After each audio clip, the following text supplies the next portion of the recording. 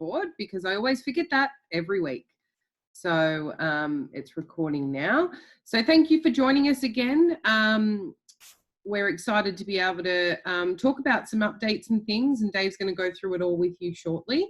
So obviously with the announcements that have happened in the last couple of days, we probably know that you guys are going to have a lot of questions. So again, Nick, Matt, Tim and myself will monitor the chat while Dave goes over the updates. So we really love the interaction and we really like how you can come in and ask questions. So please pop as many questions as you can think of through the chat, and we will monitor that and help Dave to make sure that he sees all of those as he's going through his update. So yeah, jump in there, pop all the questions in chat, and we can answer them as best we can. So I'll hand over to Dave and let you take it away. I'm going to share my screen first, so please bear with me.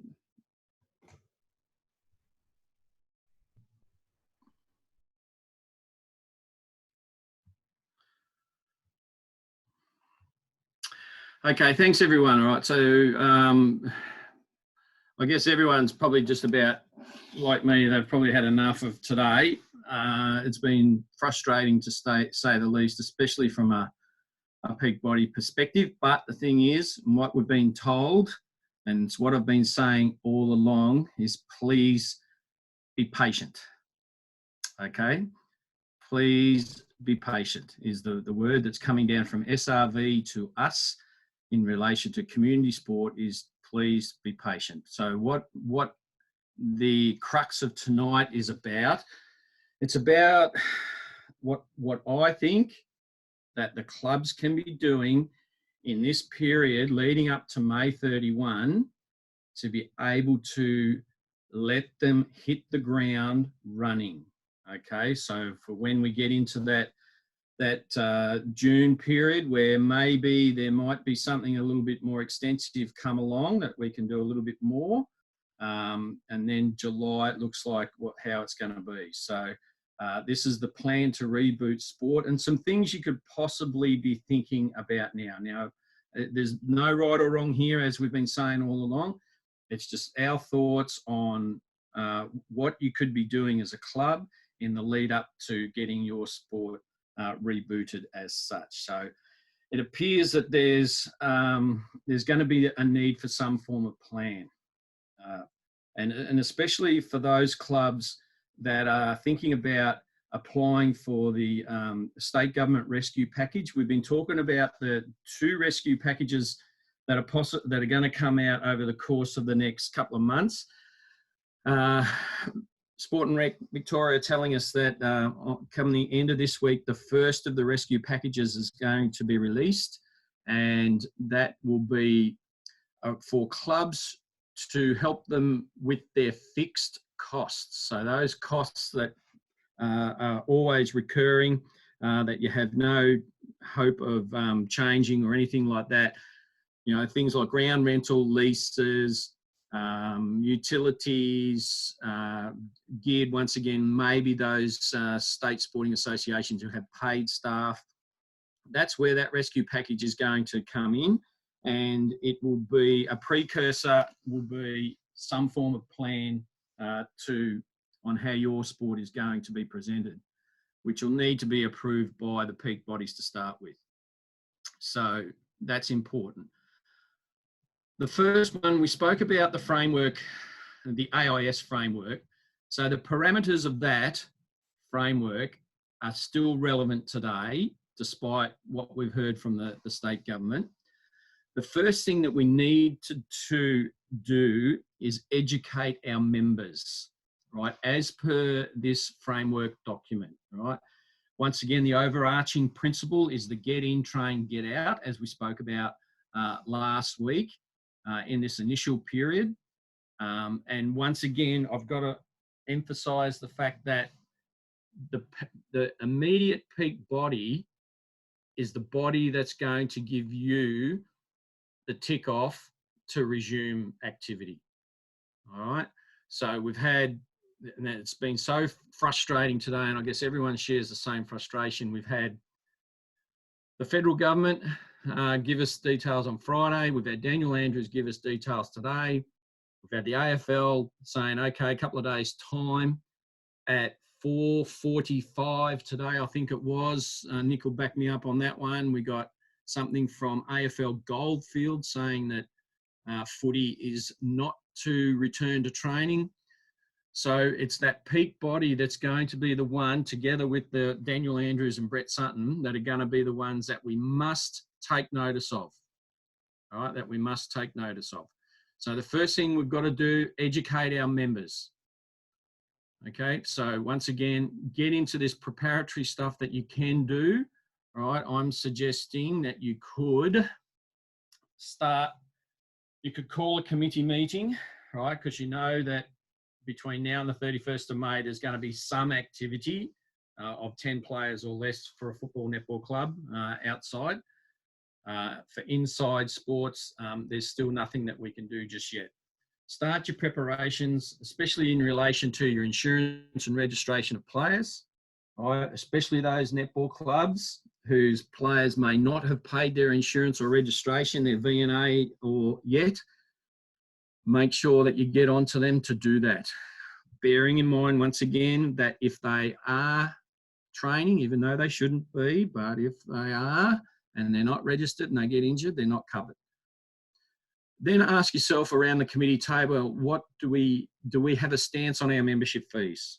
Okay, so the membership fees that we pay to our club, right, to help the club run, right? So those membership fees might be made up of insurance and registration fees and affiliation fees and all that sort of thing, but break it down, all right? Break it down to the three fees that make up that one.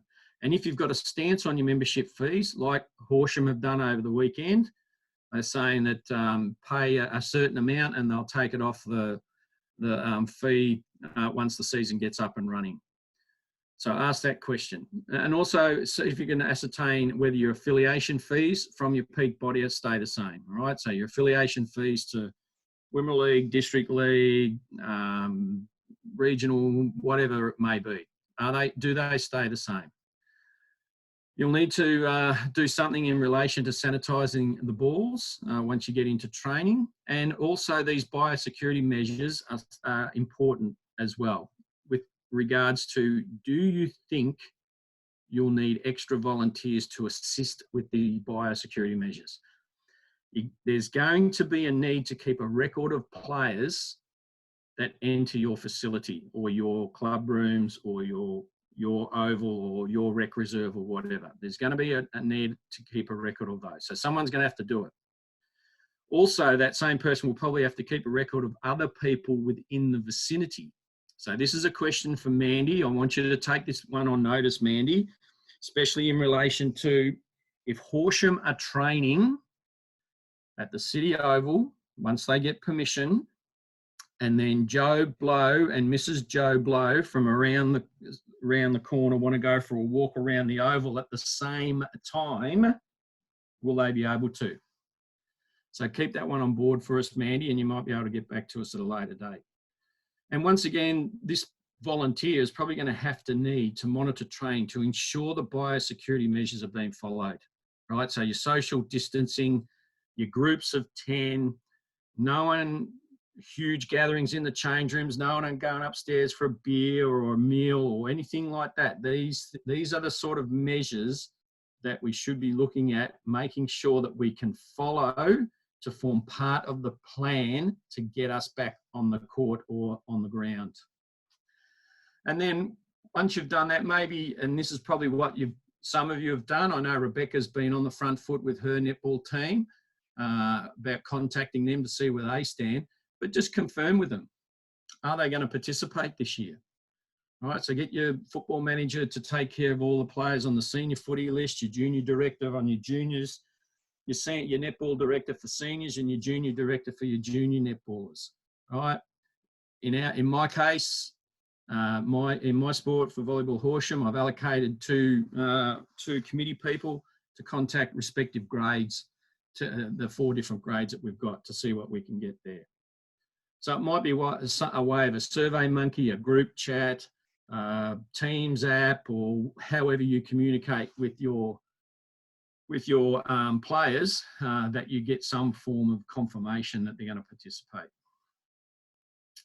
Find out from the state body where you stand in relation to those registration fees, especially your affiliation fees, and for those that have got a January 1, December 31 membership period, is that going to change at all? We've already heard that some peaks have already extended their period, their registration period to be 18 months rather than 12 months. So there may be something coming down. We've already we've heard from Netball Victoria that nothing's changing there. So once again, you need to find these things out, right? And especially the affiliation fees from the leagues, the league bodies, what's going to happen with those, and all of these types of things you could be doing now. Also, for those football netball clubs amongst us who have to lease or pay ground rental to an authority, go back and just check with that authority to see if the charges change in any way. Does your club still have agreed access to the facility? And what about others using the ground for personal reasons? So that's the one I put back at Mandy there before, knowing who's on the ground and who isn't.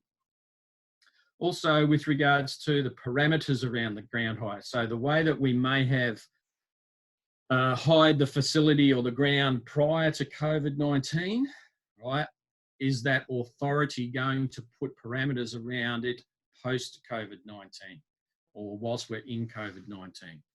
All right, so will they change have they changed the preparation time of the ground? We've been informed that change rooms should be closed. Only toilets should be open, change rooms should be closed or kept to a minimum the number of people that go in there, right? And someone, once again, back to that volunteer that we need to do to ensure that we're following the biosecurity measures, limiting the movements in and out of the change rooms. It all comes back to what they were saying in relation to tracing and tracking the virus and who may have it if you come into contact with it. So up till May 31, I believe that we should have at least 2 committee meetings and continue with the preparations based on the responses that you've received. All right. So once again, we've received from AFL Goldfields for the football clubs, all right, that they're not to do any training just yet, right, because they're dealing with some insurance issue, is what the message said today. All right, and revisit. Based on everything that you've done prior to this, revisit your stance on membership fees, affiliation and fees and that, because you might not have to change anything, or you might have to change anything depending upon the number of people that are going to come back and participate. After May 31, in relation to training, maybe you might have to stagger your training times, and we know that the football clubs do that, all right? Do seniors take preference? Do juniors train on a different day? Do we need to separate the balls from juniors and seniors? We know that we're going to have to sanitize them.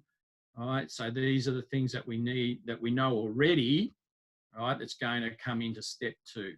And then step 3, we'll worry about step 3 when we get there, hopefully full training and competition not too far away. Hopefully that's helped you out. Once again, I'll revisit this slide that we showed last week to just underline exactly the flow of information. So we've had the federal government and the federal health authorities pass down their information. We've obviously had Daniel Andrews and Brett Sutton today passing down their information, and they've only passed down the first part. It wasn't a 3-step approach or anything like the federal government played down for us. It was just a 1-step approach today from the state government.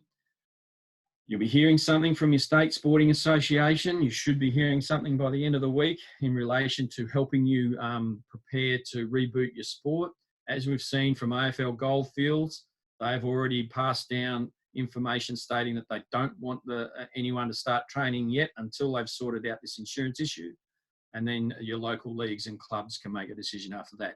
So you can still see as Rebecca has been alluding to over the last couple of weeks, there's still a lot of different steps that we need to take notice of.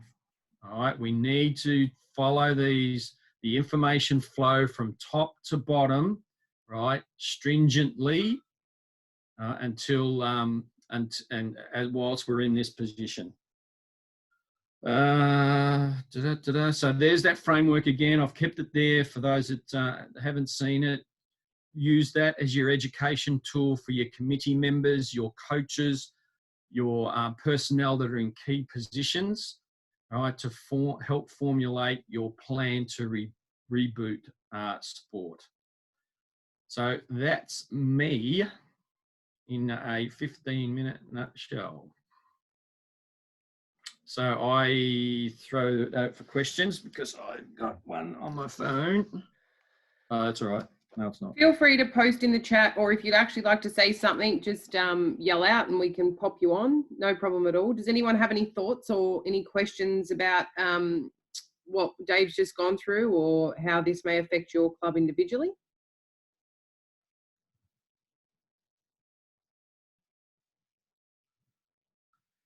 I'm on ABC in the morning, and there'll be some, I've got no doubt that there'll be some interesting questions, but the overarching theme that I'll be telling everyone in the morning is to stay patient, that the health and well-being of our members is paramount, first and foremost, and that everything that we are doing is based on the authorities, that the information that's come down from our peak bodies at all times.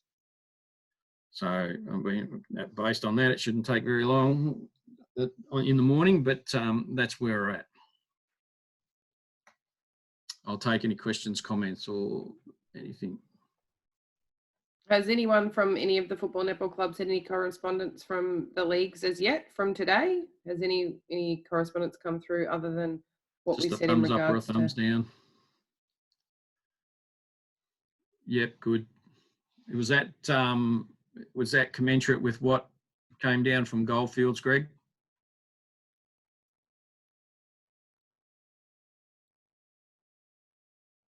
No, Dave, that was just the one from Jason Muldoon that basically said stay patient, just like you're saying. Yeah. And they'll work through it with their commissioners and stuff, AFL wise. So he's just taking advice from his peak body too. Yeah, that's all we got. Stay patient, and he's saying sort of 24, 48 hours, and we'll have way more information. So yeah, I mean, there's plenty of things that we could be doing and looking at, and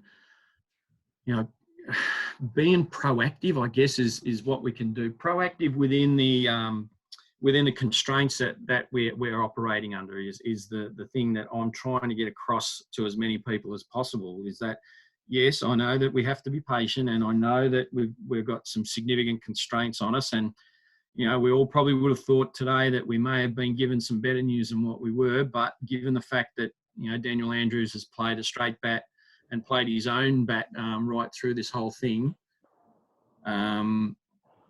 it probably wasn't as what we should have expected.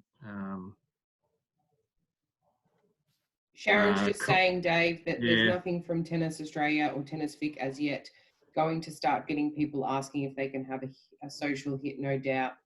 I know Basketball Victoria put out something this afternoon.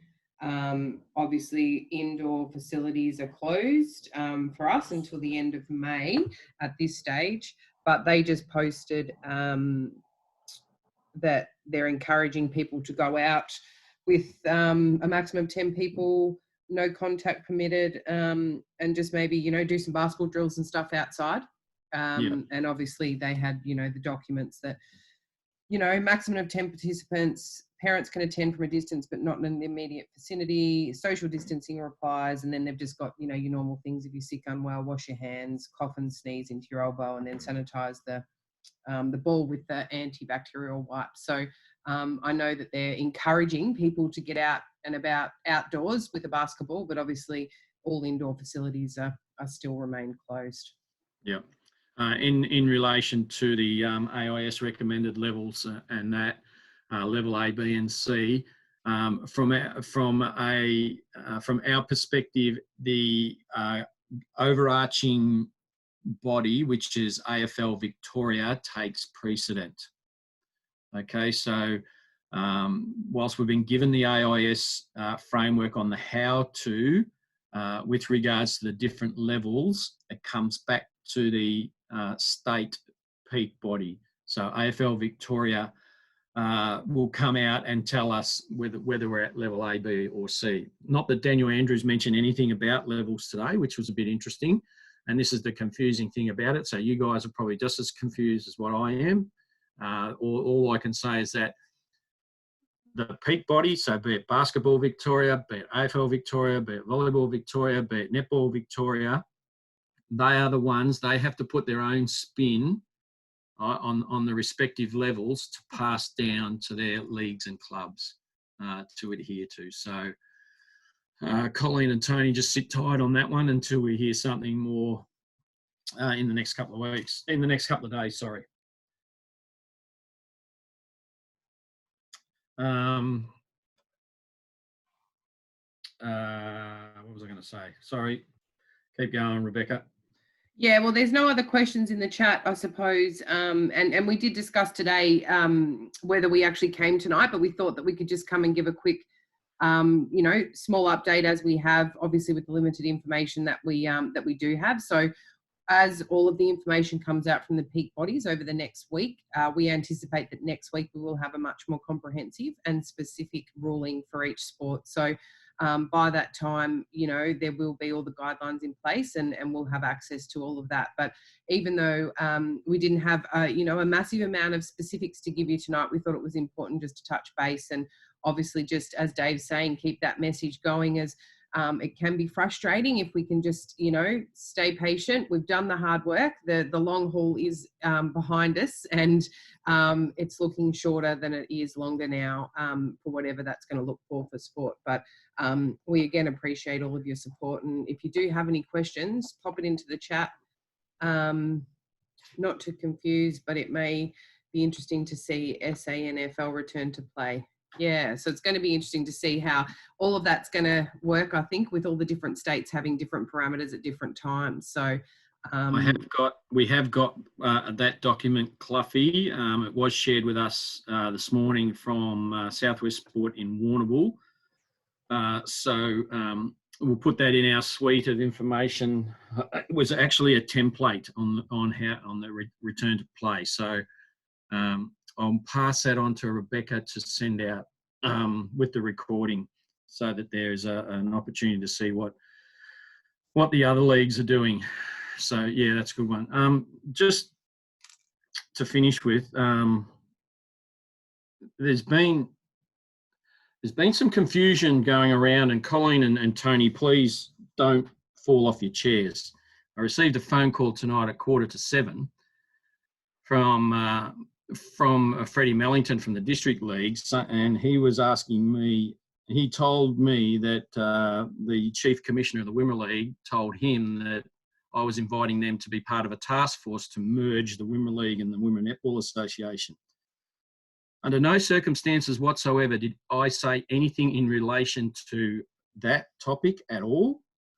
And so please, if you're hearing anything, I hope you haven't not hearing anything down in stall, but under no circumstances whatsoever did that topic cross the conversation that I had with the Chief Commissioner of the Wimmera League.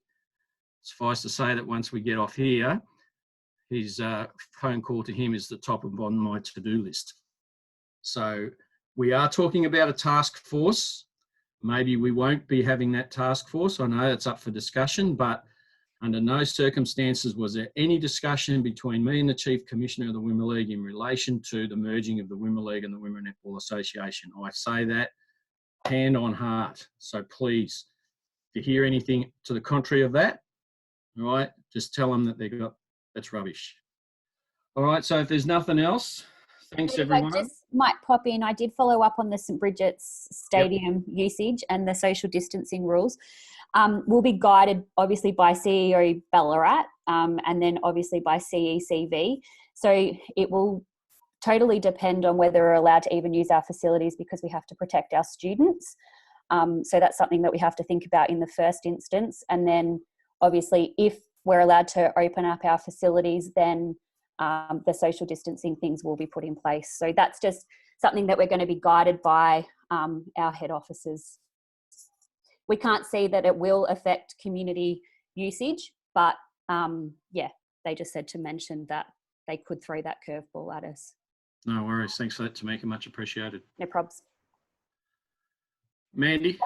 Yeah, just from council's point of view, we're guided by the restricted activity directions and information coming from obviously the state government. As we're talking, I'm just looking on the DHHS site, and there's a series of question and answers there. So it's a frequently asked questions page to do with sport, cultural and recreational activities. Just picking up on Tamika's point, at this stage, it's got a question, can I go to a community centre, i.e. gym, stadium and so on? Community halls and youth centres cannot be used for sporting activities. And so I've already today had a number of phone calls, people wanting to use the green spaces that council manage. So Dimboola Road, Dudley, Sunnyside, City Oval and so on, with questions, can they use the pavilion to go to the toilet when there's no outside public toilet facilities? The answer is, according to what I'm reading here, that yes, when we make those spaces available for hire, and that's not yet, but that will be very soon, then yes, they will also be able to use those buildings, but just to go to the toilets and for no other purpose, no eating, sitting, showering, food purposes and so on. So just to let people know.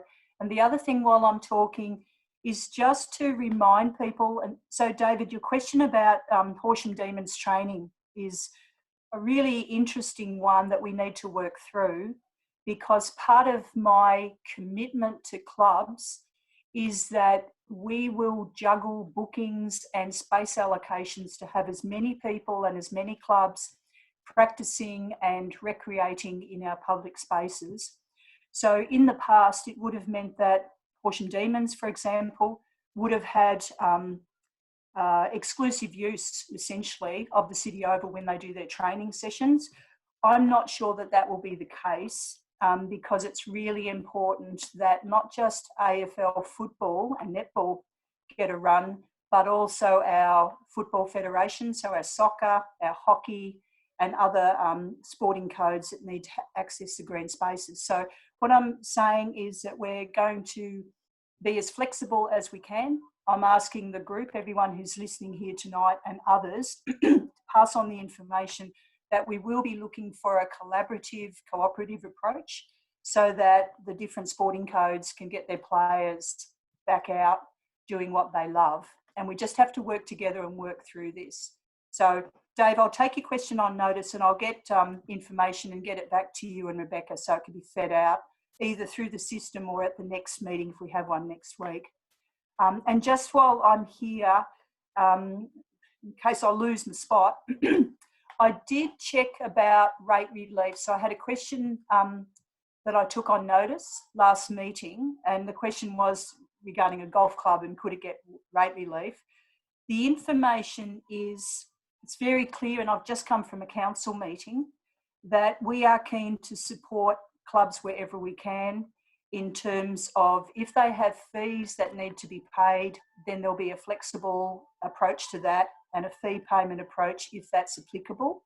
That applies to rates as well. So if there are clubs that are like a golf club that may pay rates, then they need to contact council and go through the process of seeking support for financial hardship. And so that process is in place and people are encouraged just to contact 5382 9777 and ask to speak to someone to get advice.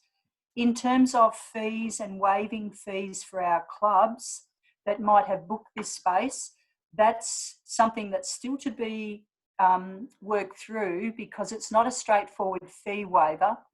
It might be that they're not using the space for the full period of time, but they do need to use the space in a limited capacity. And so we just need to juggle with that. I'll provide information as soon as I can. I've been asking questions for some time with that and still haven't got answers that I can share.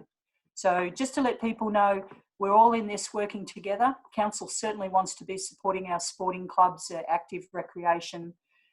It's so important, community sport. So just stay tuned. As soon as I've got information to share, I'll get it out. But I strongly recommend that people have a look at the DHHS site. Beck, I'll send you the link now so that you've got that. We've got it, Mandy. Oh, good. You just, we've got it. You just share it, Dave, because it's got Yep. heaps of information. Essentially, the message is 1.5 metres, Yep. no physical contact, do the right thing. Don't, as you said a couple of times, just be patient. No one break ranks and upset the cart for the rest of us. That's the key message. Yeah. Thanks. Just a question for Tamika with her St Bridget's College hat on. Do we know where the Horsham Saints netballers are going to train? No, I haven't had any word on any of that. It's something that I can discuss again with the school to see if they've thought about any of that sort of thing. Mandy looks like she might know something about it. Yeah, part of my conversations, and so sports that train indoors will be moving outdoors, and so it's again, I won't give you the details because none of it's confirmed, but certainly I've been in conversations regarding Saints training because they cannot train in the stadium. That's quite clear, and so they'll need to move outdoors. And it's then the issue is how many groups of 10 can we fit on the same space? There were very tight restrictions. Well, there are still until Wednesday morning that we could only have 2 people training on a court, even if it was a cluster of courts. So if there were 10 netball courts, and there aren't, but if there were 10, we could only, according to the current rules, have 2 people training on one of those courts and no more. Come Wednesday, I'm hoping, and what I'm reading here is it'll be more flexible. As long as we maintain distance, I believe we'll be able to use more of the courts in the complex. Which Cluffy might be able to put his old maths teacher hat on and come up with how many netballers can I have on a netball court, keeping my 4 metre square distance. Well, between Tamika and Cluffy, I'm sure you'd be able to come up with an answer, wouldn't you? The answer too is no more, Dave, groups of 10, remember? So if people start doing the maths and putting on 15 and say it fits the maths, that will be a breach, and they will be it will be enforced by the police. What about Central Park? Yeah, that's what I'm talking about. I'm actually thinking of Central Park as we talk. So it could be just 10 people in a group, maybe on a court. Cluffy, you do the maths. And if we've got 6 courts there, we might be able to have 6 groups of 10. We'll just have to, I'm waiting for clarification on that, hopefully tomorrow. And I think you'll find also, Netball Vic have been pretty smart right throughout this whole process. They put everything in place until the end of the 31st of May. Everything that all the decisions they made were to the 31st of May. So I reckon you'll find that something will come from Netball Victoria in line with everything else. Okay, righto. All right. I think that's all I've got, unless anyone else has got anything at all. So we'll share the DHHS link with all those FAQs on it. We'll share, what was the other link we were going to share, Rebecca? We were going to share the DHHS one, and you were going to share, what were you going to share? Something, trying to remember now, put me on the spot. Come on, boys, jump in at any time and help your teammate out. So there's 2 links that we're going to share. There was another one. It was going to be the AFL document, no? It was the SANFL. The SANFL one, yeah. Oh, that's right. Yeah, thanks, Mr. Thanks, Clough. Cluffy. Yeah, that's all right. I mean, and I'll just say that the FAQs that are on that the DHS haven't been updated as a result of today. So it does say that will be updated in 2 to 3 days. So I wouldn't expect to see anything on the DHS FAQs in relation to sport until probably Wednesday. So yeah, we do have the link that outlines it. There is an updated link on that page. It's not on the main page, but there is a separate link that you can click that takes you to the gradual easing of restrictions pages. And on that, there's a specific section for sport. So that's the one Mandy's referred to, and we'll share that one. Thanks, Matt. That's right. Cluffy, you're right. It's a bit clunky on the DHHS site, and the restricted activities direction number 5 is still the one that you see. But there will be RAD number 6, I'm sure will come out on Wednesday. And as Matt's saying, there is a specific link to updated questions, question and answers that has come out just today.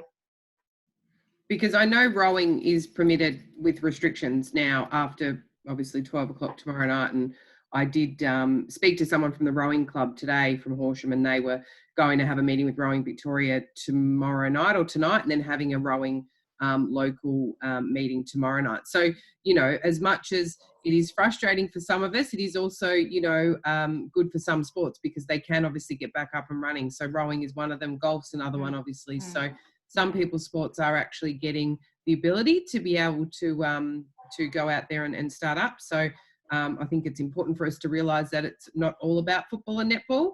Obviously, as much as, you know, a lot of us are involved in that, there is other sports that actually can get up and running and get started. Sharon, Sharon Clough, are you after the link to the AIS framework document?